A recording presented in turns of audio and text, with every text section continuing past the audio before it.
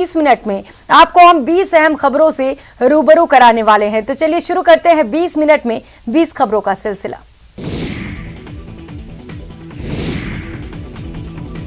राजधानी दिल्ली के India gate के पास प्राइवेट सुरक्षा गार्ड और वेंडर्स में जमकर भिड़ंत हो गई। इस मारपीट में 5 प्राइवेट गार्ड्स घायल हो गए। इस झड़प का वीडियो सोशल मीडिया पर वायरल हो रहा है। घटना मंगलवार की बताई जा रही है। जानकारी के मुताबिक शाहजहां रोड के चिल्ड्रन पार्क में खाने पीने के सामान बेचने को लेकर ये झड़प हुई। पुलिस के मुताबिक इंडिया गेट का इलाका नो वेंडिंग जोन है। यहाँ पर खाने पीने की चीजें बेचने की अनुमति नहीं है। इसी कारण सुरक्षा कर्मियों ने वेंडर्स को वहाँ सामान बेचने से मना कर दिया। जब सुरक्षा कर्मियों ने उनसे इंडिया गेट के इलाके को खाली करने को कहा तो कुछ वेंडर्स इस मुद्दे पर नाराज हो गए। कुछ विक्रेताओं ने गार्डों पर लाठियां बरसानी शुरू कर दी। पुलिस ने मामले में केस दर्ज कर लिया है और मामले की जांच शुरू कर दी गई है। इसे कहते हैं चिड़िया की जान जाए, लड़कों का खिलौना नहीं। बीच सड़क पर पिकअप वैन पलट गया।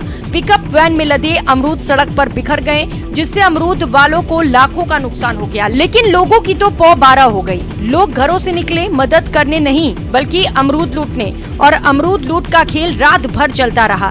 दरअसल दौसा के लालसोट जयपुर बाईपास पुलिया पर अमरूदों से लदा एक पिकअप वैन पलट गया। हादसे में पिकअप वैन में सवार 3 लोग तो बच गए, लेकिन सारे अमरूद सड़क पर बिखर गए। आसपास के लोगों को जब हादसे का पता चला तो पहुंच गए मौके पर। मच गई अमरूद लूटने की होड़।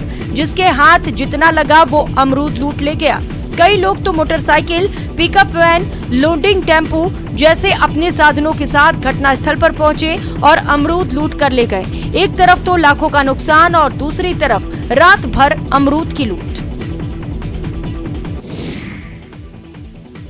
भरतपुर में संत रविदास आश्रम में जनता क्लिनिक बनाने को लेकर जोरदार हंगामा हुआ। लोगों के विरोध के बीच एक युवक और एक युवती जेसीबी के सामने लेट गए। दरअसल शहर के मथुरा गेट थाना इलाके के वी नारायण दरवाजा स्थित संत रविदास आश्रम में तोड़फोड़ कर जनता क्लिनिक बनाया जा रहा है।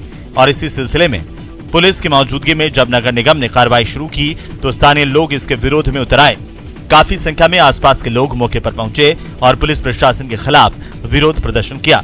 लोगों का कहना है कि इस आश्रम में आसपास के लोग सार्वजनिक कार्यक्रम करते हैं, लेकिन क्लिनिक बन जाने के बाद उन्हें दिक्कतों का सामना करना होगा।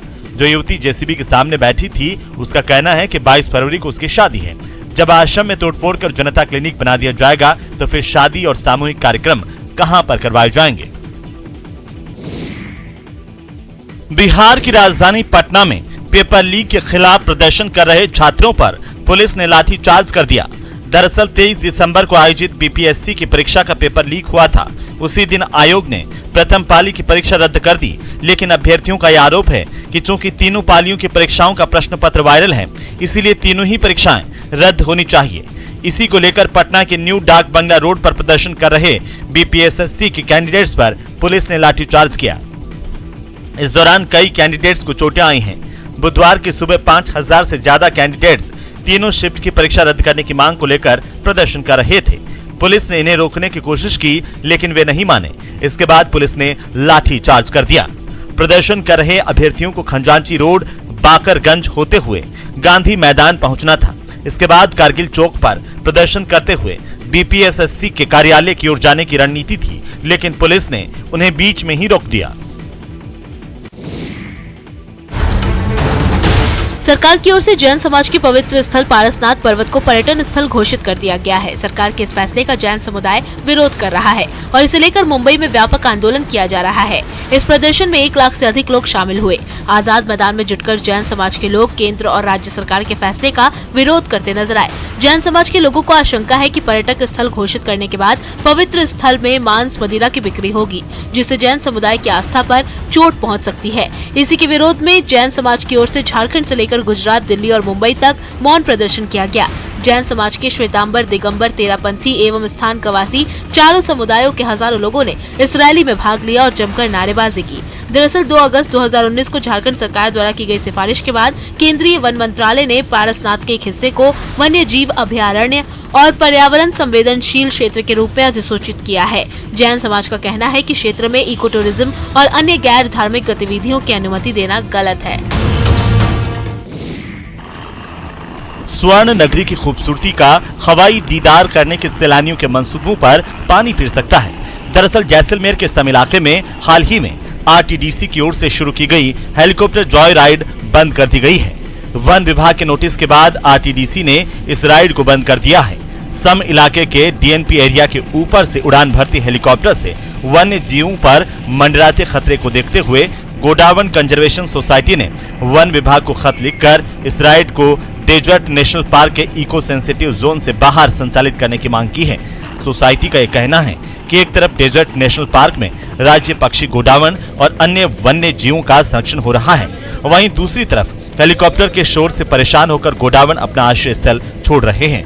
ऐसे में गोडावण और अन्य वन्य जीवों को असुरक्षित देखते हुए इसे तुरंत बंद किया जाना चाहिए। गोडावण कंजर्वेशन सोसाइटी की ओर से शिकायत के बाद वन विभाग ने पर्यटन विभाग को हेलीकॉप्टर जॉय राइड को बंद करने का नोटिस दिया था। उदयपुर की बेटी ने अपने हौसलों से राजस्थान का सिर ऊंचा कर दिया है। जी हां, नाम है शिवा चौहान। जी हां, भारतीय सेना के फायर एंड फ्यूरी कॉर्प्स की महिला कैप्टन शिवा चौहान को दुनिया के सबसे ऊंचे युद्ध क्षेत्र पर तैनात किया गया है। शिवा 15,632 फीट की ऊंचाई पर स्थित सबसे खतरनाक कुमार पोस्ट पर ड्यूटी कर रही है। ऐसा पहली बार हुआ है जब भारतीय सेना ने किसी महिला को इतने खतरनाक पोस्ट पर तैनात किया हो। कुमार पोस्ट उत्तरी ग्लेशियर बटालियन का हेडक्वार्टर है। इसकी जानकारी खुद भारतीय सेना के फायर एंड फ्यूरी कॉर्प्स ने ट्वीट कर दी है। वैसे ट्रैकिंग के लिए पहले भी कई महिला अधिकारी सियाचिन गई हैं, लेकिन ये पहली बार है जब भारतीय सेना ने किसी महिला अधिकारी को इस खतरनाक पोस्ट पर तैनात किया हो। शिवा 3 महीने तक वहां तैनात रहेंगी। बता दें कि सियाचिन में तापमान -20 डिग्री तक रहता है। शिवा उदयपुर की रहने वाली हैं। उन्होंने वहां से सिविल इंजीनियरिंग की है। 11 साल की उम्र में उनके पिता का निधन हो गया था। देश के रक्षा मंत्री राजनाथ सिंह ने कैप्टन शिवा चौहान को बधाई दी है। हथियार पकड़ने वाले हाथों ने जब बैट थामा तो जमकर चौके छक्के उड़ाए, वो भी इस कदर की जेल प्रशासन की टीम को मात दे दी। दरअसल उत्तर प्रदेश के बाराबंकी जिले में आईपीएल की तरह ही जेपीएल यानी कि जेल प्रीमियर लीग का बेहद दिलचस्प आयोजन किया गया। कभी चाकू और बंदूक का इस्तेमाल करके आपराधिक वारदात को अंजाम देकर जेल पहुंचे बंदियों ने बैट और बॉल थामे। जेपीएल में बंदी और जेल स्टाफ की कुल 10 टीमों के बीच मुकाबला हुआ। इस मुकाबले में तेंदुलकर और द्रविड़ टीमें फाइनल में पहुंची। तेंदुलकर टीम ने जेल स्टाफ की द्रविड़ टीम को बेहद शानदार मुकाबले में हराया। 10 ओवर के फाइनल मैच में जेल स्टाफ की द्रविड़ टीम ने 60 रन बनाए और 61 रन का लक्ष्य बंदियों की तेंदुलकर टीम के सामने रखा, जिसे तेंदुलकर टीम ने केवल 2 विकेट खोकर हासिल कर लिया। इस मैच के दौरान जबरदस्त रोमांच और खेल भावना नजर आई। 5 स्टार सुविधाओं के साथ रिवर का सफर। दुनिया की सबसे लंबी रिवर क्रूज यात्रा तय करने वाला गंगा विलास क्रूज बिहार की राजधानी पटना पहुंच गया है, जो गाय घाट पर लंगर डाले हुए है। ये क्रूज 22 दिसंबर को कोलकाता से निकला था और 3 जनवरी को पटना पहुंचा।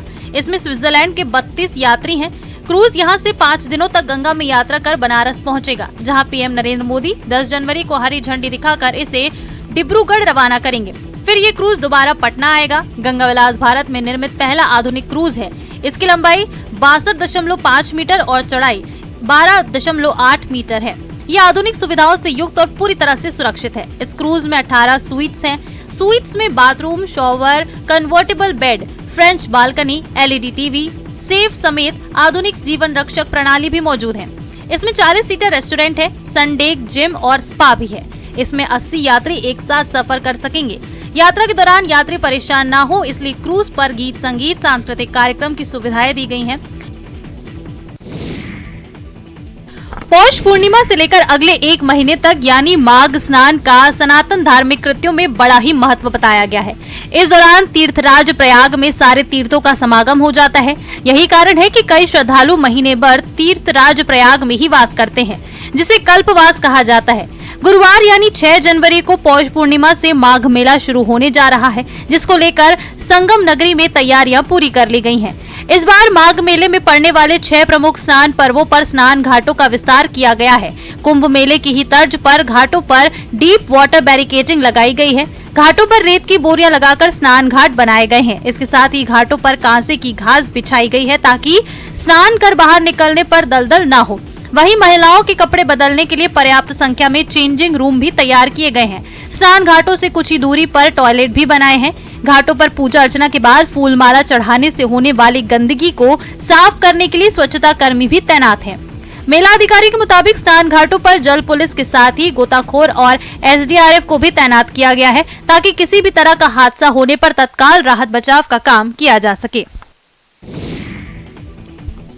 चूरू जिले में शीतलहर के बीच बर्फीली सर्दी का सितम जारी है। यहाँ सर्दी बेदर्दी सितम ढा रही है। 2 दिनों से तापमान में आई भारी गिरावट ने लोगों को ठिठुरा दिया है। यहाँ लगातार दूसरे दिन भी पारा माइनस में दर्ज किया गया। मंगलवार को जहाँ न्यूनतम तापमान 0.9 डिग्री था, वहीं बुधवार को भी मौसम विभाग ने -0.5 डिग्री न्यूनतम तापमान दर्ज किया है। सुबह की शुरुआत यहाँ घने कोहरे के साथ हुई। कोहरे के कारण सुबह हिसार से बीकानेर जाने वाली डेमो ट्रेन करीब 2 घंटे देरी से रवाना हुई। जिले के खुले इलाकों में सुबह ओस की बूंदें रेतीले धोरों पर जमकर बर्फ की सफेद चादर सी दिखाई दी। घरों की टंकियों का पानी बर्फ सा ठंडा रहा। श्रीगंगानगर में भी घने कोहरे के साथ साथ कड़ाके की ठंड देखने को मिल रही है। समूचा श्रीगंगानगर जिला घने कोहरे की चादर में लिपटा नजर आया। घने कोहरे के कारण वाहनों की रफ्तार बिल्कुल थम सी गई। घने कोहरे के कारण विजिबिलिटी घटकर सिर्फ 30 से 40 फीट तक ही रह गई।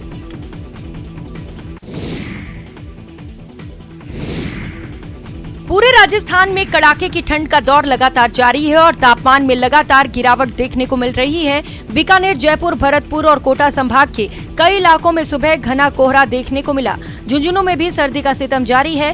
सर्द हवाओं ने ठिठुरन बढ़ा दी है। वहीं सुबह घना कोहरा छाया रहा। कोहरे की वजह से वाहन चालकों को दिक्कतों का सामना करना पड़ रहा है। दिन में ही वाहन चालक हेडलाइट जलाकर रास्ता तय करते नजर आए। झुंझुनू में बुधवार सुबह का तापमान 2.7 डिग्री सेल्सियस दर्ज किया गया। वहीं मौसम विभाग ने ऑरेंज अलर्ट जारी करते हुए शीतलहर चलने की चेतावनी दी है। राजस्थान में इन दिनों कड़ाके की ठंड का दौर जारी है। दौसा जिले में भी ठंड का डबल अटैक देखने को मिल रहा है।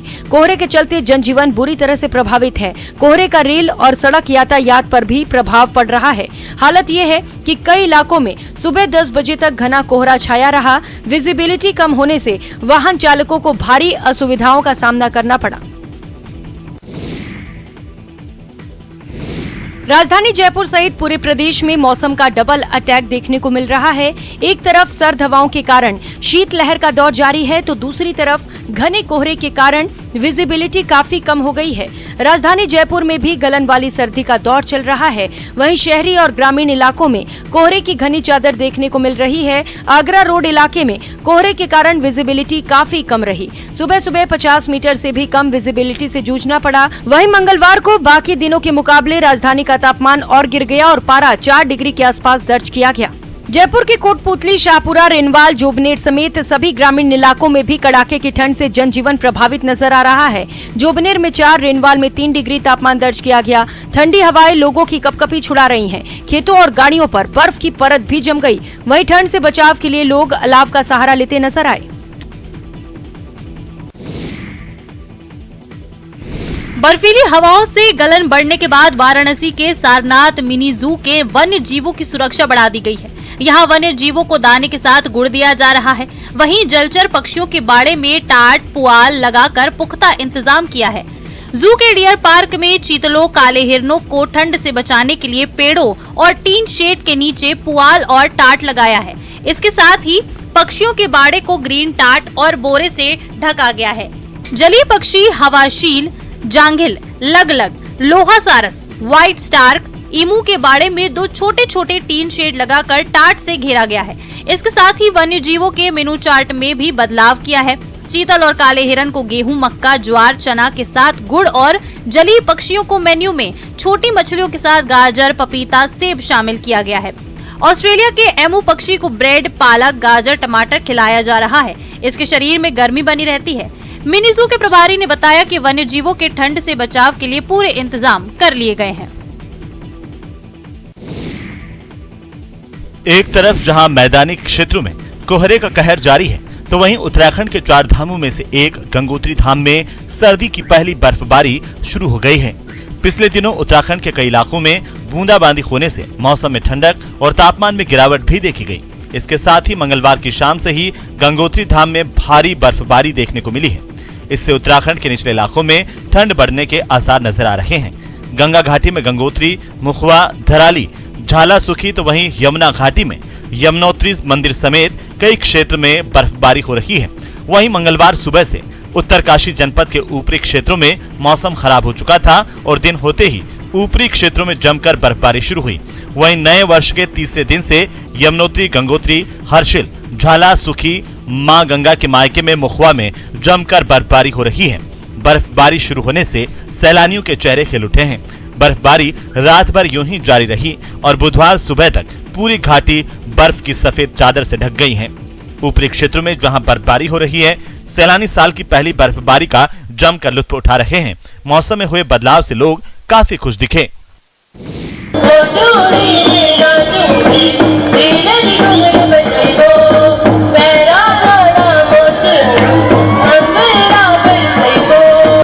सर्दियों का मौसम सैलानियों के लिए मस्ती की बहार लेकर आता है। बहारों की ऐसी ही फुहार बरस रही है हिमाचल प्रदेश की पर्यटन नगरी मनाली में, जहां इन दिनों विंटर कार्निवल की धूम है। कार्निवल के दूसरे दिन में मनु रंगशाला में अलग अलग प्रदेशों की सांस्कृतिक छटाएं देखने को मिली हैं। प्रतिभागियों ने एक से बढ़कर एक प्रस्तुतियों से सैलानियों का मन मोह लिया। पंजाब, जम्मू के कलाकारों ने अपनी जबरदस्त प्रस्तुति दी। वहीं स्थानीय कलाकारों और ग्रामीण महिलाओं ने भी विंटर कार्निवल में पारंपरिक परिधानों में सज धज कर एक से एक बढ़कर प्रस्तुतियां दी हैं, जिसका दर्शक दीर्घा में बैठे लोगों ने भी जमकर लुत्फ उठाया। विंटर कार्निवल में भाग लेने आए पंजाब, जम्मू के कलाकारों ने अनुभव साझा करते हुए कहा कि वो मनाली कार्निवल में पहली बार भाग लेने के लिए आए हैं और यहाँ पर आकर उन्हें काफी अच्छा लगा है। उन्होंने कहा कि कार्निवल में देश के अलग अलग राज्यों से कलाकार आए हुए हैं और सभी अपनी बेहतरीन प्रस्तुति दे रहे हैं।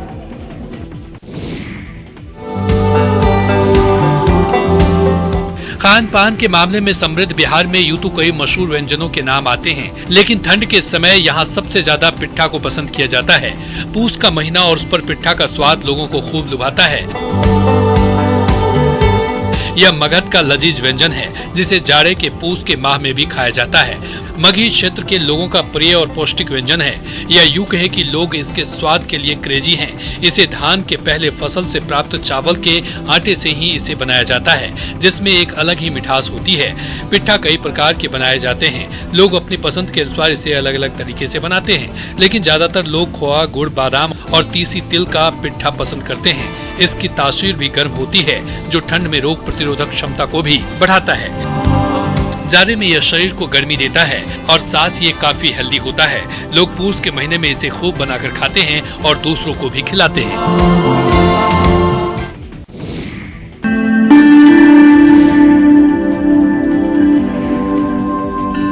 छतरपुर जिले के बागेश्वर धाम की महिमा अब सिर्फ देश में ही नहीं विदेश में भी धूम मचा रही है। तो वहीं ऐसे भी भक्त देखने को मिलते हैं जो अपनी श्रद्धा के अनुसार अलग अलग तरीकों से बालाजी सरकार के दर्शन के लिए बागेश्वर धाम पहुंच रहे हैं।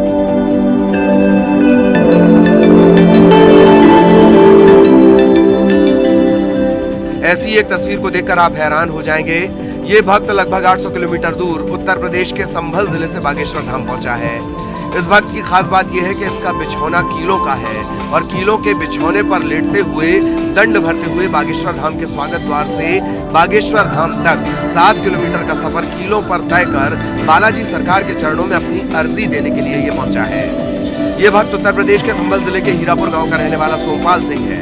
इसका कहना है कि मेरे मन में श्रद्धा है, दिल में मनोकामना है, वो पूरी हो जाए, इसीलिए कीलों पर लेटकर जा रहा हूँ। पिछले 6-7 महीनों से बागेश्वर धाम से जुड़ा हूँ। इससे पहले भी सोमपाल 4 बार धाम आ चुका है।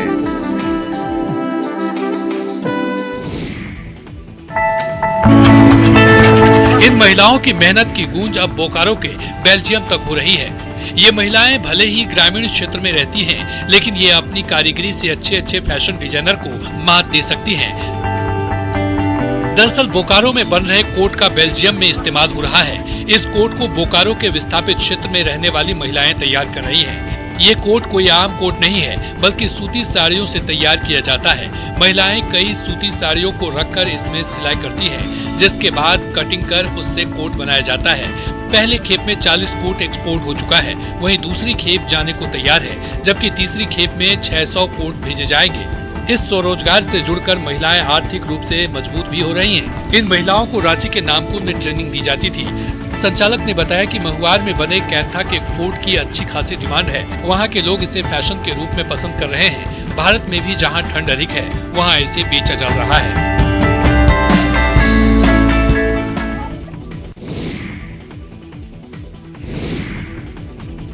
प्रयागराज का कालिंदी तट युगों से अपनी पहचान को संजोए हुए है। 100 साल से अधिक पुराना पुल सिर्फ नदी के दो छोर नहीं मिलाता, बल्कि दौड़ती भागती जिंदगी को शीतल एहसास से भर देता है।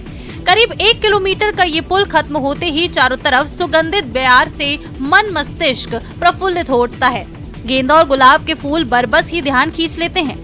सड़क की दोनों पटरियों पर माला फूल के ढेर। नजरों को थोड़ा और दौड़ाएं तो क्यारियों में भी सुगंधित खेती नजर आती है। उनके आसपास कुछ बच्चे, महिलाएं और बुजुर्ग भी फूल चुनते हुए दिखाई देते हैं। इनके चेहरे पर तनाव नहीं, मस्त मलंगियत नजर आती है।